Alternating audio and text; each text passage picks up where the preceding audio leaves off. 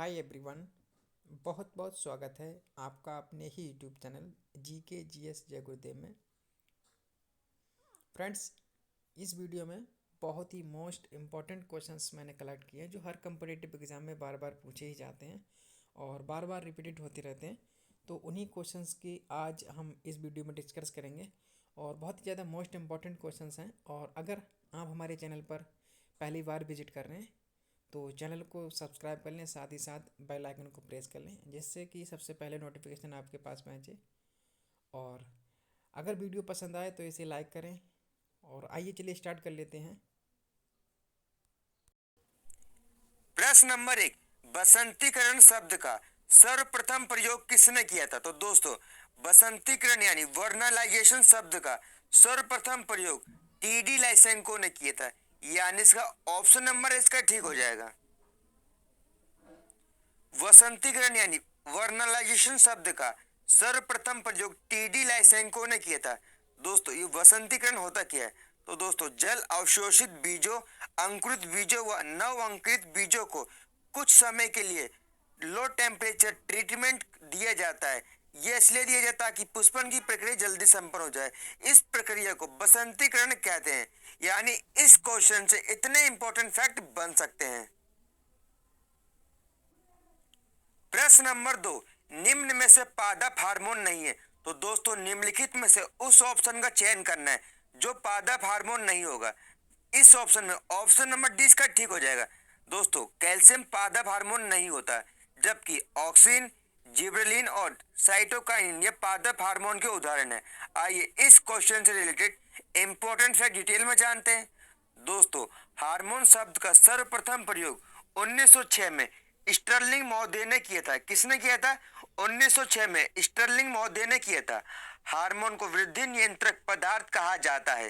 पौधों की वृद्धि के लिए कुछ विशेष प्रकार के रासायनिक पदार्थों की आवश्यकता होती है जो इसके वृद्धि को नियंत्रित करते हैं। इन्हें पादप हार्मोन कहा जाता है। दोस्तों, यहाँ पर 3 पादप हार्मोनों का कार्य के बारे में बताया गया। जानते हैं, ऑक्सिन यह तने की वृद्धि में सहायक होता है, जबकि जिबरेलिन जो होता है हार्मोन यह पौधे की लंबाई में सहायक होता है। तीसरा, साइटोकाइनिन यह पौधे के अंग के निर्माण व नियंत्रण में सहायक होता है। Next question. दोस्तों, प्रश्न नंबर 3 मोस्ट इंपोर्टेंट क्वेश्चन है। चावल को धोने से कौन सा विटामिन नष्ट हो जाता है? तो दोस्तों, चावल को धोने से विटामिन थायमिन नष्ट हो जाता है। प्रश्न नंबर 3, चावल को धोने से कौन सा विटामिन नष्ट हो जाता है? तो इसका सही जवाब हो जाएगा, चावल को धोने से थायमिन विटामिन नष्ट हो जाता है। यानी इसका ऑप्शन नंबर इसका ठीक हो जाएगा। दोस्तों, चावल को धोने से थायमिन विटामिन नष्ट हो जाता है। संसार का पहला सुपर फाइन बायोटिक चावल कौन सा था? दोस्तों, ये सुगंध था। दोस्तों, पालिश हुए चावल खाने से कौन सा रोग होता है? तो इसका सही जवाब हो जाएगा बेरी बेरी रोग पालिश हुए चावल खाने से होता है। दोस्तों, चावल के कण यानी ब्रेन से 10 से 15% तेल प्राप्त होता है। दोस्तों, यूएनओ ने 2004 को अंतर्राष्ट्रीय चावल वर्ष घोषित किया था। Next question. प्रश्न नंबर 4, माइक्रोबायोलॉजी का जनक किसे कहा जाता है? तो दोस्तों, माइक्रोबायोलॉजी का जनक ल्यूवेनहॉक को कहा जाता है। यानी इसका ऑप्शन नंबर डी इसका ठीक हो जाएगा। दोस्तों, ल्यूवेनहॉक को माइक्रोबायोलॉजी का जनक कहा जाता है, जबकि जीव विज्ञान तथा जंतु विज्ञान का जनक जो होता है अरस्तु को कहा जाता है। तीसरा, वनस्पति शास्त्र का जनक थियोफ्रेस्ट को माना जाता है, जबकि हिप्पोक्रेट्स को चिकित्सा शास्त्र का जनक कहा जाता है। Next question.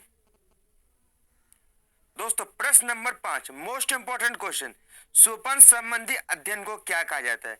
तो दोस्तों, स्वपन संबंधी अध्ययन को ऑन्किरियोलॉजी कहा जाता है। यानी इसका ऑप्शन नंबर इसका ठीक हो जाएगा। दोस्तों, बात करते हैं एरोबायोलॉजी का। इसमें उड़ने वाले जीवों का अध्ययन किया जाता है, जबकि लिमोनोलॉजी में तालाबों, झीलों आदि के जीवों का अध्ययन किया जाता है। जबकि हाइपनोलॉजी ये निद्रा संबंधी विज्ञान से संबंधित है। दोस्तों, इस क्वेश्चन से इतने इंपॉर्टेंट फैक्ट बन सकते हैं। दोस्तों, अगर आपको वीडियो पसंद आती है तो वीडियो को लाइक, शेयर और चैनल को जरूर सब्सक्राइब करिए। प्रश्न नंबर 6, प्रथम जंतु किसे माना जाता है? तो दोस्तों प्रोटोजोआ को प्रथम जंतु माना जाता है, यानी इसका ऑप्शन नंबर डी इसका ठीक हो जाएगा। दोस्तों प्रोटोजोआ शब्द दो शब्दों को योग से बना है, कौन कौन सा? प्रोटो तथा जून से मिलकर बना है। प्रोटो का अर्थ होता है प्रथम, जबकि जून का अर्थ होता है जंतु। इस समुदाय के जंतु प्रथम जंतु माने जाते हैं। इन जीवों में प्रचलन जो अंग होता है वो कूटपाद होता है। दोस्तों इन जीवों में श्वसन क्रिया जो होती है विसरण द्वारा होती है। किसके द्वारा होती है? विसरण द्वारा इनके अंदर श्वसन होती है, जबकि जनन इनका लैंगिक तथा अलैंगिक विधि द्वारा होता है। उदाहरण क्या है दोस्तों इसके प्रोटोजोआ के? अमीबा, यूग्लिना, पैरामीशियम तथा प्लाज्मोडियम। नेक्स्ट क्वेश्चन, प्रश्न नंबर 7, मछली के हृदय कक्ष में कितने चैम्बर होते हैं? तो दोस्तों मछली के हृदय कक्ष में 2 चैम्बर होते हैं, यानी इसका ऑप्शन नंबर सी इसका ठीक हो जाएगा। दोस्तों मछली के हृदय 2 कक्ष में विभाजित होता है। मछली के हृदय में अशुद्ध रक्त प्रवाहित होता है। दोस्तों विश्व की सबसे बड़ी मछली व्हेल शार्क है। नेक्स्ट क्वेश्चन, प्रश्न नंबर 8, किस विटामिन की अनुपस्थिति प्रश्न नंबर 8, किस विटामिन की अनुपस्थिति में शरीर में सीलियक रोग हो जाता है? तो दोस्तों विटामिन D3 की अनुपस्थिति में शरीर में सीलियक रोग हो जाता है, यानी इसका ऑप्शन नंबर डी इसका ठीक हो जाएगा। दोस्तों विटामिन D3 की कमी से यह अनुपस्थिति में शरीर में सीलियक रोग हो जाता है। विटामिन डी को धूप का विटामिन भी कहा जाता है। विटामिन डी के स्रोत क्या क्या है दोस्तों?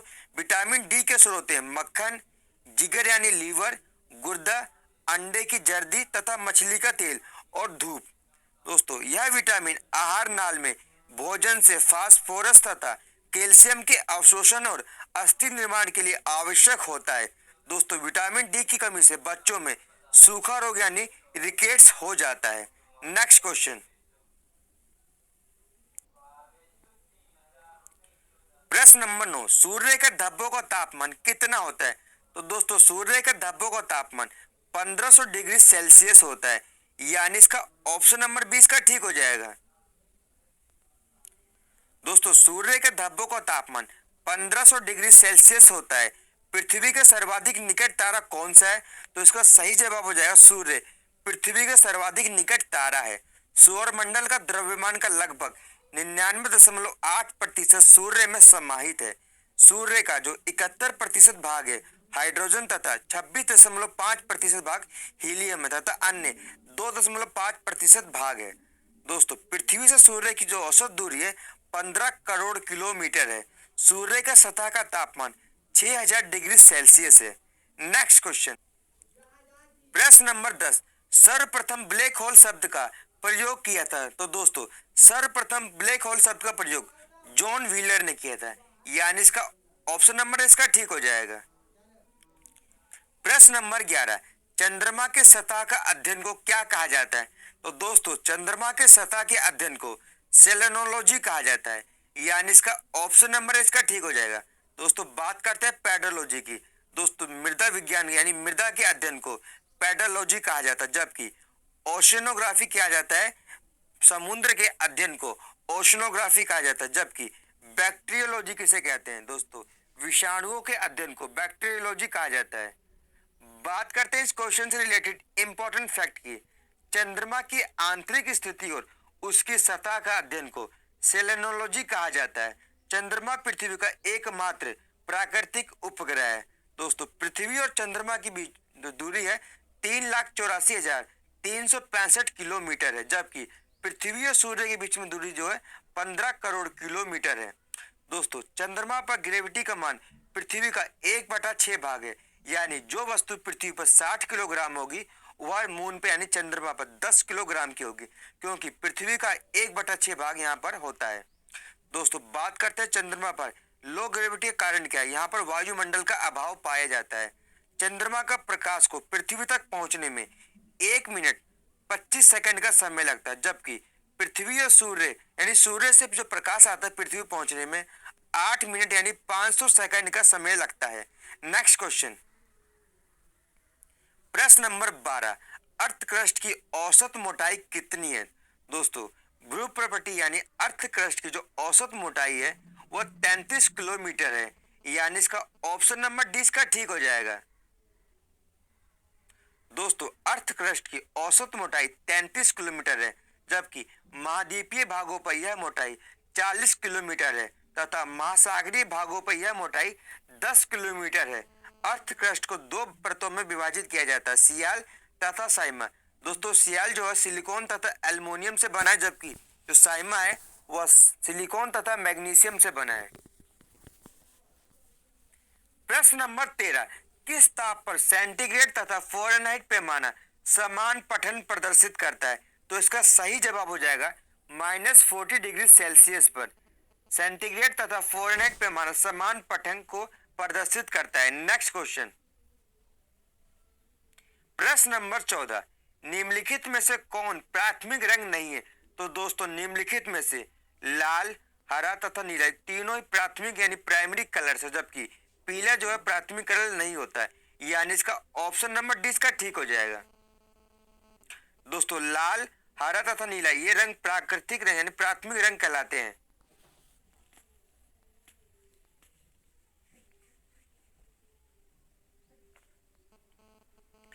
दोस्तों लाल, हरा तथा नीला रंग प्राथमिक रंग यानी प्राइमरी कलर कहलाते हैं, क्योंकि इन्हीं की सहायता से अन्य कलर बनाए जाते हैं। दोस्तों लाल तथा हरा मिलकर पीला रंग बनाया जाता है, जबकि नीला और पीला मिलाकर सफेद रंग बनता है। रंगीन टेलीविजन में प्राथमिक रंग यानी लाल, हरा और नीला रंगों का प्रयोग किया जाता है। नेक्स्ट क्वेश्चन, दोस्तों अगर आपको वीडियो पसंद आती है वीडियो को लाइक, शेयर और चैनल को जरूर सब्सक्राइब करिए। प्रश्न नंबर 15, रेडियो सक्रियता के दौरान निकलने वाली किरणों की पहचान किसने की थी? दोस्तों रेडियो सक्रियता के दौरान निकलने वाली किरणों की पहचान रदरफोर्ड ने की थी, यानी इसका ऑप्शन नंबर 20 का ठीक हो जाएगा। दोस्तों रेडियो सक्रियता की खोज फ्रेंच वैज्ञानिक हेनरी बेक्यूरेली ने की थी। इनका सहयोग पी क्यूरी तथा मैडम क्यूरी ने दिया था, इसलिए इन तीनों को संयुक्त रूप से नोबेल प्राइज दिया गया था। जबकि दोस्तों रेडियो सक्रियता के दौरान अल्फा, बीटा तथा गामा किरणें निकलती है। इन किरणों की पहचान सर्वप्रथम रदरफोर्ड नामक वैज्ञानिक ने 1902 में की थी। कब की थी? रदरफोर्ड ने 1902 में की थी। नेक्स्ट क्वेश्चन,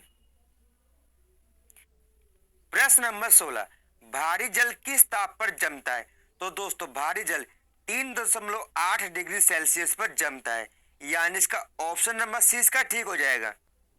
दोस्तों 3.8 डिग्री सेल्सियस पर भारी जल जमता है। भारी जल की खोज किसने की थी? तो दोस्तों भारी जल की खोज 1932 ईस्वी में यूरे तथा वॉश वन महोदय ने की थी। ड्यूटेरियम के ऑक्साइड यानी D2O को भारी जल कहते हैं।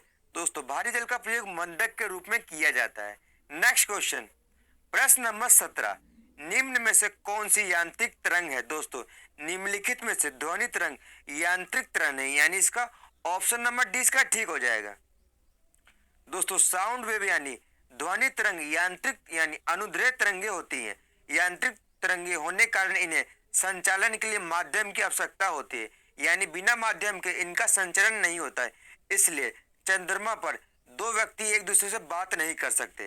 नेक्स्ट क्वेश्चन,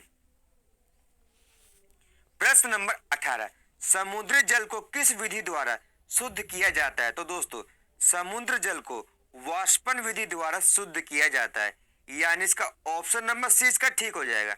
नेक्स्ट क्वेश्चन, दोस्तों यह क्वेश्चन यूपी पीएससी में पूछा गया क्वेश्चन है। 2014 में क्वेश्चन पूछा गया था, इसलिए क्वेश्चन काफी इंपोर्टेंट है। प्रश्न है, निम्नलिखित में से किसका प्रयोग कृत्रिम वर्षा हेतु किया जाता है?